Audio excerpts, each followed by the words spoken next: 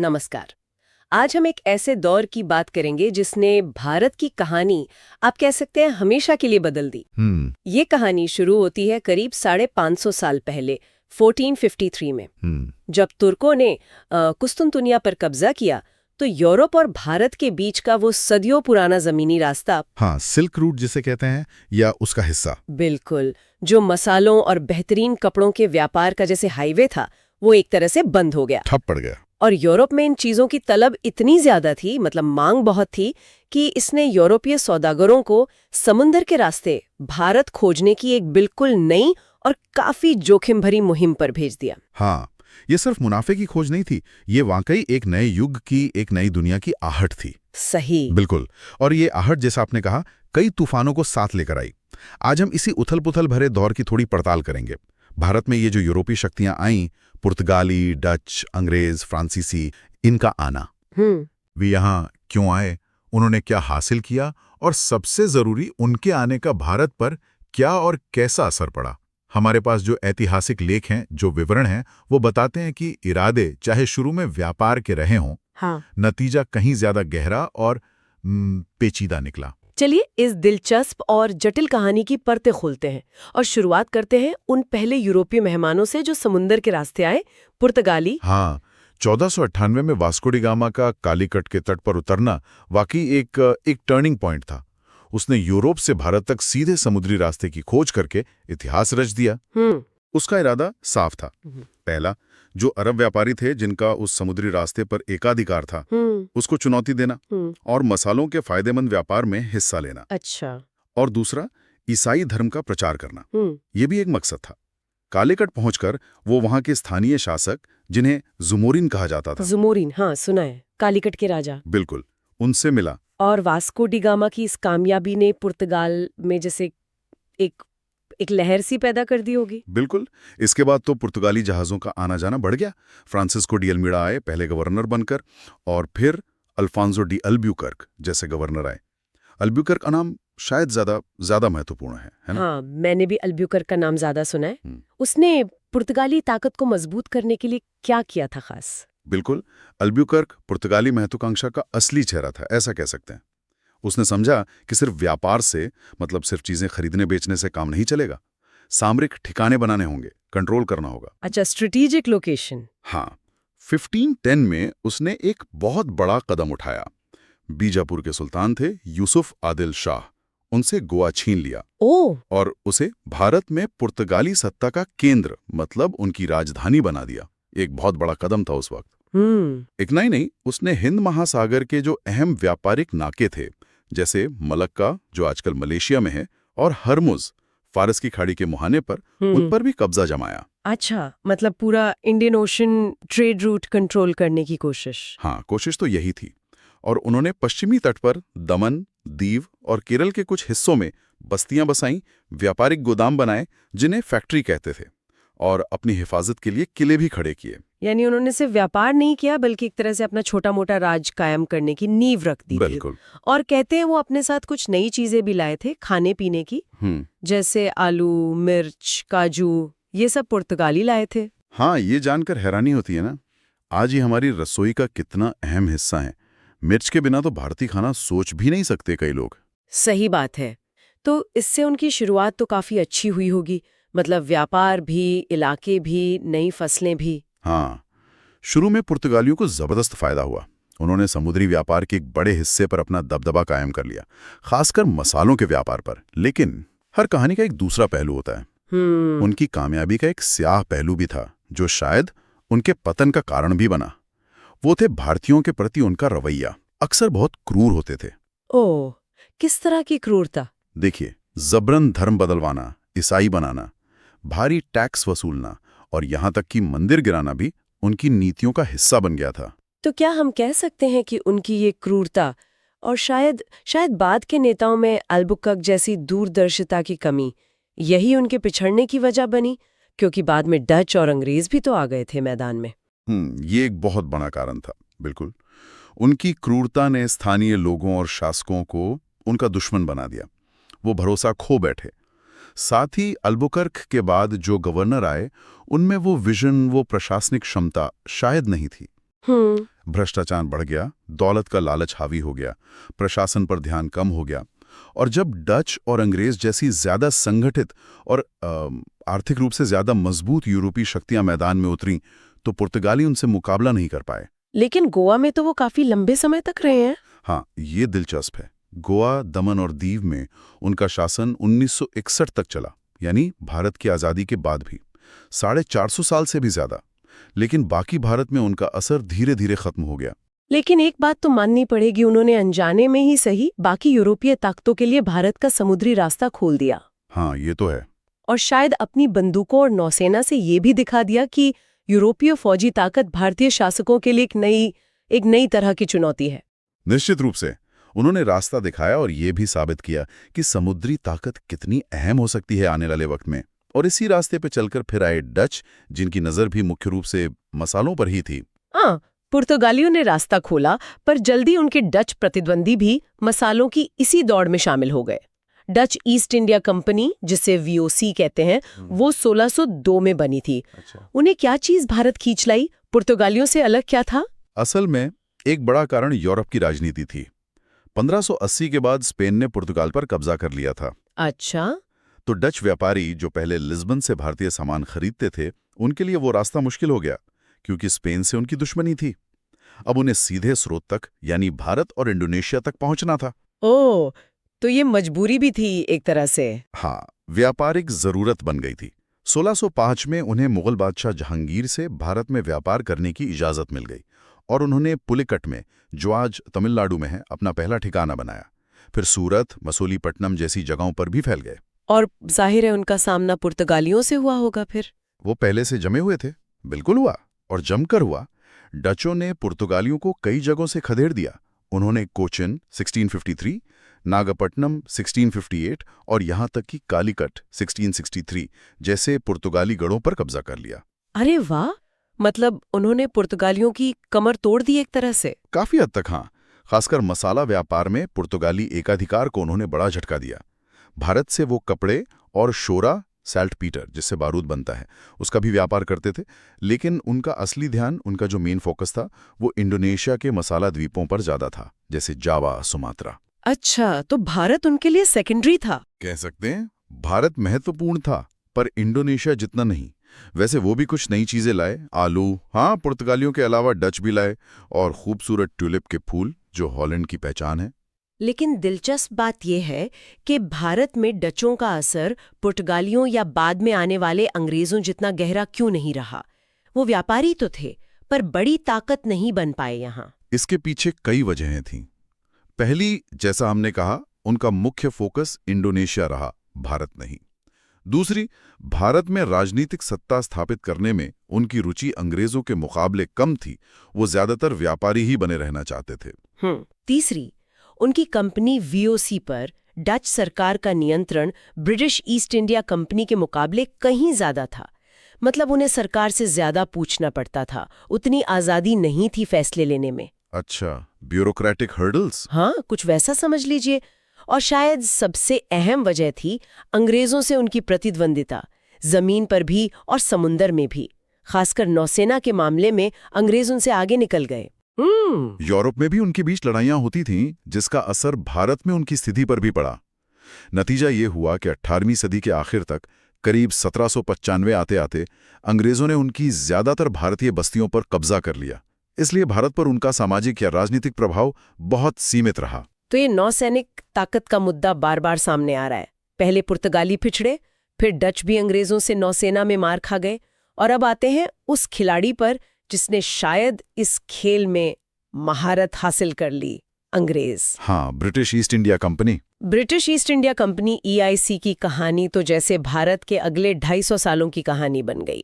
1600 में महारानी एलिजाबेथ प्रथम से इजाजत मिली, एक चार्टर मिला जी, 31 दिसंबर 1600 को। और 1608 में कैप्टन विलियम हॉकिंस जहाज लेकर सूरत पहुंच गया। हाँ, हॉकिंस जहांगीर के दरबार में आगरा तक गया था, बहुत उम्मीदें लेकर, लेकिन उसे खाली हाथ लौटना पड़ा, क्योंकि दरबार में पुर्तगालियों का काफी असर था। उन्होंने कान भर दिए बादशाह के।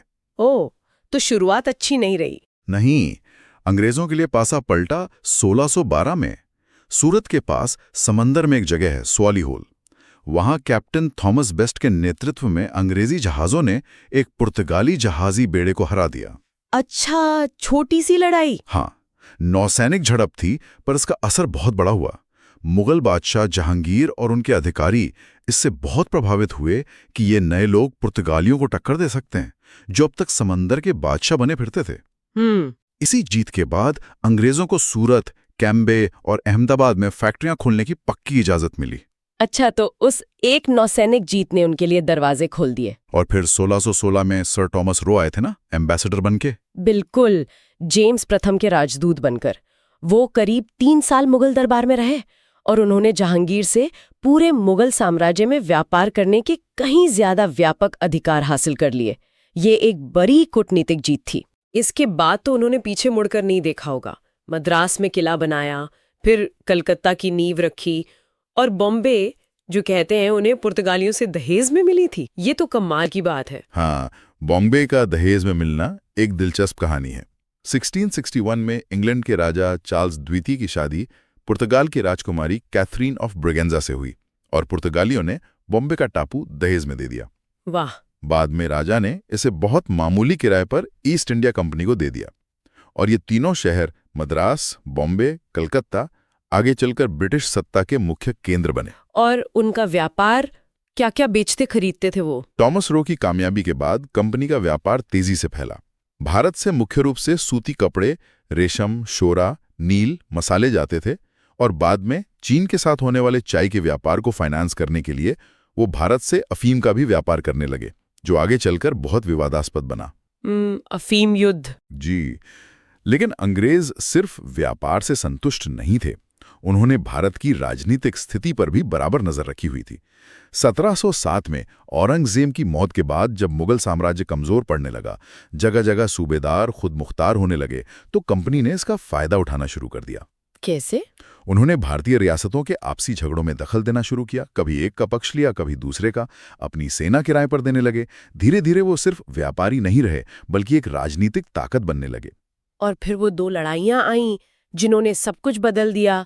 प्लासी का युद्ध 1757 में। हाँ, बंगाल के नवाब सिराजुद्दौला के खिलाफ। और फिर बक्सर का युद्ध 1764 में। हाँ। इन जीतों के बाद तो बंगाल, जो उस वक्त भारत का सबसे अमीर सूबा माना जाता था, लगभग पूरी तरह उनके कंट्रोल में आ गया। बिल्कुल, ये सीधे सीधे व्यापार से साम्राज्य की तरफ एक बहुत बड़ी छलांग थी। सही। ये बिल्कुल निर्णायक मोड़ थे। प्लासी ने दरवाजा खोला और बक्सर ने उस पर मोहर लगा दी। बंगाल की दौलत ने कंपनी को बेहिसाब ताकत दे दी, पैसा, संसाधन, सब कुछ। इसके बाद उन्होंने दक्षिण में मैसूर के हैदर अली और टीपू सुल्तान को हराया, जो उनके लिए एक बड़ी चुनौती थी। पश्चिम में मराठों की शक्ति को तोड़ा, जिसमें कई युद्ध हुए और आखिरकार 1818 तक मराठा शक्ति खत्म हो गई। तो मतलब धीरे धीरे, कभी सीधी लड़ाई से तो कभी कूटनीति से। वो सहायक संधि जैसी चीजें भी थी ना? हाँ, लॉर्ड वेलेस्ली की सहायक संधि बहुत चालाकी भरी योजना थी। भारतीय राजा अपनी सुरक्षा के लिए कंपनी की सेना अपनी राजधानी में रखते थे और उसका सारा खर्चा उठाते थे। और बदले में वो अपनी विदेश नीति, अपनी आज़ादी कंपनी के हाथ में सौंप देते थे। नाम के राजा रह जाते थे, असली ताकत कंपनी के पास चली जाती थी। बाप रे। तो इन सब तरीकों से लड़ाई, संधि, कूटनीति, उन्होंने 1857 आते आते लगभग पूरे भारत पर अपना सीधा या परोक्ष नियंत्रण कायम कर लिया। अंग्रेजों के इस राज का असर तो बहुत बहुत गहरा और दोधारी रहा होगा, है ना? एक तरफ उन्होंने रेलवे, डाकतार, सड़कें, नहरें जैसा आधुनिक बुनियादी ढांचा बनाया, पश्चिमी शिक्षा लाए, एक नई कानून व्यवस्था लागू की। हाँ, ये सच है। रेलवे का जाल बिछाया, टेलीग्राफ लाइनें डाली, यूनिफाइड कानून बनाने की कोशिश की, अंग्रेजी शिक्षा शुरू की, इसमें कोई शक नहीं। लेकिन इस सिक्के का दूसरा पहलू कहीं ज्यादा अंधेर भरा था। ये सारा विकास मुख्य रूप से ब्रिटेन के औद्योगिक और सामरिक हितों को ध्यान में रखकर किया गया था। अच्छा, कैसे? रेलवे लाइनें बंदरगाहों को अंदरूनी इलाकों से जोड़ती थीं, ताकि कच्चा माल आसानी से ब्रिटेन भेजा जा सके और वहां बना तैयार माल भारत के बाजारों तक पहुंचाया जा सके। भारत के संसाधनों का जमकर दोहन हुआ। उनकी नीतियों ने भारत के पारंपरिक उद्योगों, खासकर दुनिया भर में मशहूर कपड़ा उद्योग को लगभग बर्बाद कर दिया। किसानों पर लगान का बोझ असहनीय हो गया। प्रशासन में भारतीयों के साथ भारी भेदभाव था। तो मतलब विकास हुआ, पर उसकी कीमत भारत ने चुकाई। बिल्कुल। इसे आर्थिक शोषण का एक क्लासिक केस माना जाता है। ये ब्रिटिश राज फिर 1947 में भारत की आज़ादी तक चला, लेकिन इसकी आर्थिक, राजनीतिक और सामाजिक विरासत वो आज भी किसी न किसी रूप में हमारे साथ है। सही कहा। अंग्रेजों के साथ ही एक और यूरोपीय ताकत भारत में अपनी किस्मत आजमा रही थी। हालांकि वो थोड़ी देर से आए और उतनी सफल नहीं हो पाई। मेरा मतलब है फ्रांसीसी। हाँ, फ्रेंच ईस्ट इंडिया कंपनी, वो अंग्रेजों के बाद आई। फ्रांसीसी ईस्ट इंडिया कंपनी 1664 में बनी थी, मतलब अंग्रेजी कंपनी के 64 साल बाद। सही कहा। लुई 14वें के मंत्री कोलबर्ट ने इसमें अहम भूमिका निभाई थी। उन्होंने 1668 में सूरत में अपनी पहली फैक्ट्री खोली और 1674 में पुडुचेरी, जिसे तब पौंडीचेरी कहते थे, में अपनी बस्ती बसाई, जो आगे चलकर फ्रांसीसी भारत की राजधानी बनी। पुडुचेरी तो आज भी काफी फ्रेंच लगता है। हाँ बिल्कुल।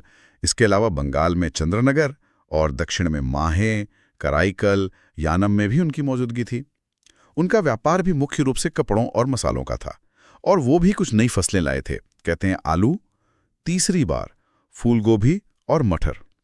लेकिन भारत में फ्रांसीसियों का नाम आते ही सबसे पहले अंग्रेजों से उनकी टक्कर याद आती है। वो भी तो भारतीय राजनीति में काफी दखल दे रहे थे। हाँ बिल्कुल। खासकर उनके एक गवर्नर थे, जोसेफ फ्रैंकोइस ड्यूप्ले। ड्यूप्ले, हाँ, नाम सुना है। ड्यूप्ले बहुत महत्वाकांक्षी था और उसने भारत में एक फ्रांसीसी साम्राज्य बनाने का सपना देखा था। उसने अंग्रेजों के खिलाफ भारतीय शासकों जैसे हैदराबाद के निजाम और कर्नाटक के नवाबों के झगड़ों में दखल दिया, उनसे गठबंधन बनाने की कोशिश की। अच्छा, मतलब अंग्रेजों वाली ही रणनीति। हाँ, काफी हद तक। इसी वजह से 18वीं सदी के मध्य में अंग्रेजों और फ्रांसीसियों के बीच भारत की जमीन पर सत्ता के लिए कई लड़ाइयां हुईं, जिन्हें हम कर्नाटक युद्ध के नाम से जानते हैं। ये असल में भारत में लड़े गए एंग्लो फ्रेंच युद्ध थे, जिनका यूरोप की राजनीति से भी लेना देना था। लेकिन इन कर्नाटक युद्धों में आखिरकार फ्रांसीसी हार गए। अंग्रेजों के मुकाबले वो क्यों पिछड़ गए? क्या वजह रही होगी? यहाँ भी नेवी एक बड़ा कारण थी। हाँ, ब्रिटिश नेवी ज्यादा शक्तिशाली साबित हुई, लेकिन और भी कारण थे। एक मुख्य कारण था कि फ्रांसीसी कंपनी को अपनी सरकार से उतना मजबूत और लगातार समर्थन नहीं मिला जितना ब्रिटिश ईस्ट इंडिया कंपनी को ब्रिटिश सरकार से मिलता था। वो कंपनी सरकारी नियंत्रण में ज्यादा थी। मतलब फंडिंग और सपोर्ट की कमी। हाँ, और स्वायत्तता की भी कमी। दूसरा, कर्नाटक युद्धों में मिली हार, खासकर तीसरे कर्नाटक युद्ध में वॉन्डीवॉश की लड़ाई 1760, जिसमें रॉबर्ट क्लाइव जैसे ब्रिटिश कमांडरों ने अहम भूमिका निभाई, उसने उनकी कमर तोड़ दी। अच्छा। और तीसरा, शायद अंग्रेजों की कूटनीति और उनका वित्तीय प्रबंधन फ्रांसीसियों से बेहतर था। नतीजा ये हुआ कि उनका प्रभाव पुडुचेरी और कुछ दूसरी छोटी बस्तियों तक ही सिमट कर रह गया। वो कभी बड़ा साम्राज्य नहीं बना पाए। हालांकि ये भी सच है कि पुडुचेरी जैसी जगहों पर आज भी फ्रांसीसी संस्कृति, भाषा और वास्तुकला का गहरा असर देखने को मिलता है। हाँ, वो है। भारत की आज़ादी के बाद भी ये इलाके कुछ समय तक फ्रांस के अधीन रहे थे, शायद 1954 तक। जी बिल्कुल। उनका राजनीतिक असर भले सीमित रहा, पर सांस्कृतिक छाप जरूर रह गई उन इलाकों में। तो हमने देखा कि ये चारों यूरोपीय शक्तियां, पुर्तगाली, डच, अंग्रेज, फ्रांसीसी, भारत आईं। शुरुआत तो व्यापारिक चौकियों से हुई, लेकिन क्या ये लोग यहीं बस भी गए? मतलब क्या बड़े पैमाने पर यूरोपीय आबादी भारत में रहने लगी थी उस दौरान? की काफी पुर्तगाली पुरुषों ने स्थानीय महिलाओं से शादियां की, जिससे एक नए समुदाय, मतलब गोवा में कैथोलिक समुदाय का जन्म हुआ, जिसमें पुर्तगाली और भारतीय संस्कृतियों का मिश्रण दिखता है। और अंग्रेजों ने भी कलकत्ता, बंबई, मद्रास जैसे शहर बसाए, जो शुरू में उनके किले और फैक्ट्रियों के आसपास विकसित हुए। कुछ ब्रिटिश अधिकारी, सैनिक, व्यापारी और मिशनरी यहाँ स्थायी रूप से या लंबे समय के लिए बसे। उनके स्थानीय महिलाओं से संबंधों से एंग्लो इंडियन समुदाय भी उभरा। लेकिन फ्रांसीसी और ज्यादातर ब्रिटिश लोग अपनी अलग बस्तियों, कैंटोनमेंट या सिविल लाइंस में रहते थे, और स्थानीय आबादी से उनका मेलजोल सामाजिक स्तर पर काफी सीमित था। वो शासक वर्ग की तरह ज्यादा रहे। तो मतलब भारत की विशाल आबादी के मुकाबले यहाँ स्थायी रूप से बसने वाले यूरोपियों की संख्या बहुत कम थी। हाँ, बहुत कम, मुट्ठी भरी कह सकते हैं पूरी आबादी के अनुपात में। और 1947 में आज़ादी मिलने के बाद ज्यादातर यूरोपीय अपने वतन लौट गए। अगर हम इन सभी यूरोपीय शक्तियों के आने के समग्र प्रभाव को एक साथ देखें, मतलब एक निचोड़ निकालें, तो कौन सी मुख्य बातें सामने आती हैं? क्या बदला इनके आने से भारत में? देखिए, कई गहरे बदलाव आए। सबसे पहला और शायद सबसे बड़ा बदलाव था व्यापारिक इरादों का धीरे धीरे राजनीतिक नियंत्रण में बदल जाना। जो कंपनियां मुनाफा कमाने आई थीं, वो शासक बन बैठी। हाँ, ये सबसे बड़ा बदलाव था। दूसरा, भारत की धरती इन यूरोपीय ताकतों की आपसी दुश्मनियों लड़ाइयों का अखाड़ा बन गई। कर्नाटक युद्ध, एंग्लो डच युद्ध, एंग्लो फ्रेंच युद्ध, ये सब भारत में लड़े गए। सही। तीसरा, भारतीय अर्थव्यवस्था पर बहुत गहरा और ज्यादातर नकारात्मक असर पड़ा। जैसा हमने डिस्कस किया, संसाधनों का बाहर जाना, पारंपरिक उद्योगों का खत्म होना। हालांकि कुछ भारतीय व्यापारी वर्ग जैसे पारसी, मारवाड़ी, चेट्टी, इन्होंने यूरोपीय कंपनियों के साथ काम करके पैसा भी कमाया। वो एक तरह के मिडलमैन बने। हाँ, ये भी हुआ। और इसके अलावा नई फसलें आईं, कुछ नई तकनीकें आईं, प्रशासन और कानून की पश्चिमी प्रणालियां भी आईं। बिल्कुल। समाज और संस्कृति पर भी असर पड़ा।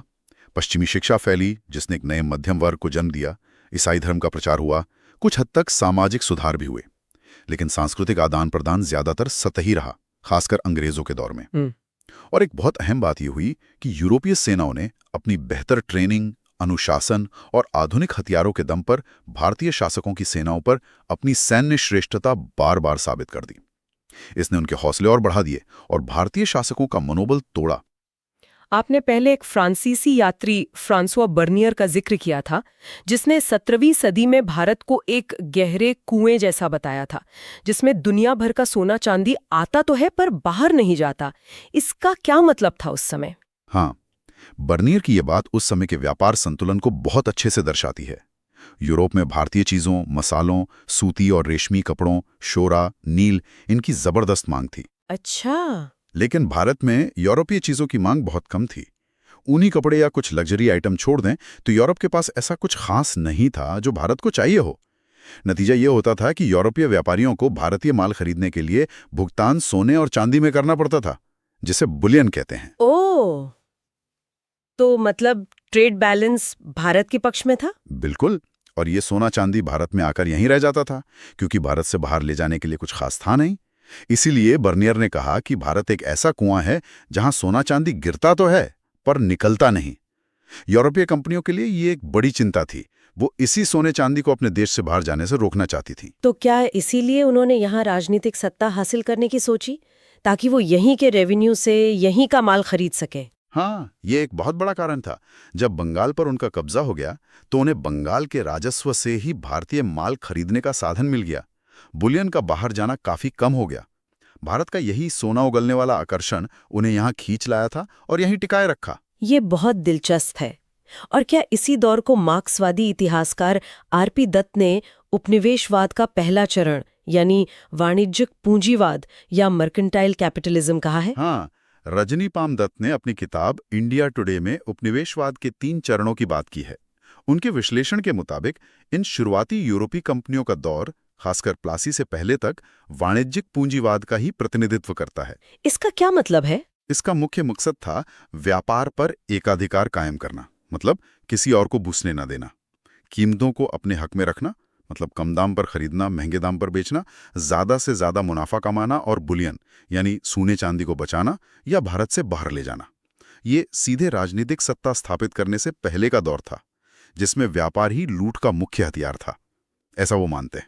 समझ गए। तो अगर हम पूरी कहानी को समेटें जो हमने आज बात की, यूरोपीय शक्तियों का भारत आना मसालों और कपड़ों के व्यापार की जरूरत से शुरू हुआ। पुर्तगाली सबसे पहले आए, रास्ता दिखाया, फिर डच आए, फिर अंग्रेज और फ्रांसीसी। धीरे धीरे व्यापार की ये होड़ राजनीतिक और फौजी टकराव में बदल गई। जी। इस संघर्ष में आखिरकार अंग्रेज सबसे ताकतवर साबित हुए और उन्होंने एक विशाल साम्राज्य खड़ा कर लिया। इस पूरे प्रक्रिया ने भारत को एक वैश्विक नेटवर्क से तो जोड़ा, इसमें कोई शक नहीं, लेकिन साथ ही इसकी अर्थव्यवस्था, राजनीति और समाज पर गहरे निशान छोड़े, जिनका असर बहुत लंबे समय तक महसूस किया गया और शायद आज भी किया जा रहा है। बिल्कुल। और ये हमें सोचने पर मजबूर करता है। हाँ, ये सोचना वाकई दिलचस्प है कि अगर ये यूरोपीय शक्तियां इस तरह भारत ना आई होती तो आज का भारत कैसा होता? क्या होता अगर वो सिर्फ व्यापारी बनकर रह जाते? ये काउंटर फैक्चुअल हिस्ट्री है, अंदाजा ही लगा सकते हैं। बिल्कुल। उनके आने से भारत के विकास का रास्ता किस तरह मुड़ गया? क्या आज भी हम अपनी प्रशासनिक व्यवस्था, अपनी अर्थव्यवस्था या अपने समाज के ताने बाने में उन 2 सदियों के औपनिवेशिक शासन की विरासत को महसूस करते हैं? ये सवाल आसान नहीं है और इनके जवाब भी शायद सीधे नहीं है, लेकिन इतिहास को समझने और वर्तमान पर उसके असर को जानने के लिए ये सवाल पूछना बहुत जरूरी है। सही कहा। शायद यही वो विचार है जिसके साथ हम आज की इस चर्चा को यहाँ रोक सकते हैं। अतीत की जटिलताओं पर एक नजर, ताकि हम अपने आज और आने वाले कल को बेहतर समझ सकें, उन ताकतों को समझ सकें जिन्होंने हमें आकार दिया है।